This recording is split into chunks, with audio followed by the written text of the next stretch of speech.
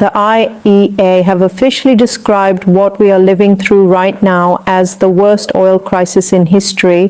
Why doesn't it feel like it? That answer is kind of terrifying. See, this is journalist Max Fisher, and he's just done an incredible analysis on the one major thing most people don't think about during times of war, the speed of boats. Turns out, though, it's incredibly important because these huge skyscraper-sized oil tankers transport millions of barrels of oil around the world each day at a speed of about 10 to 15 knots. That's the speed of riding a bike.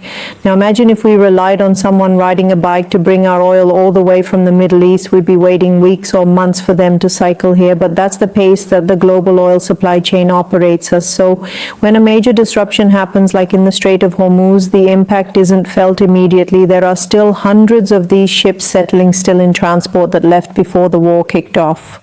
And they haven't even reached their destinations in Europe, Asia, and the United States yet.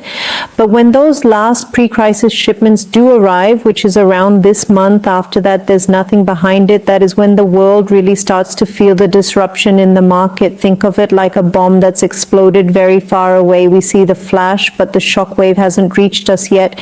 So what happens when that shockwave does eventually hit? Well, oil means energy, and energy sits underneath almost everything in an economy. And it's not that the world is going to run out of oil. I mean, we still got 80% of the supply. It's that oil is bought in one big global market.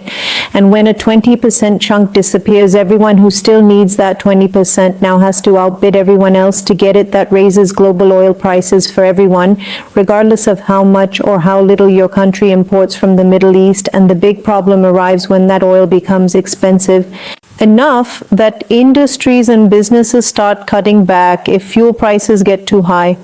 Airlines start cutting flights, factories slow down or shut off because they can't afford the power. Shipping becomes even more expensive, meaning fewer items get sent and the things that do arrive. So what you end up with isn't just higher prices, it's less of almost everything, less travel, less production, fewer goods, and a noticeable drop in how much overall the economy can do. And perhaps all of that is becoming more and more clear by the day, because in one of his most intense posts, that's Trump is now threatening to bomb Iran's bridges and power plants today, saying, "Open the effing strait, you crazy bastards, or you'll be living in hell, praise be to Allah." So yeah, it's going to be a rough next few months, and not all countries will feel it the same, but how rough really depends on how long this war drags on. Of course, as always, I'll keep you guys updated.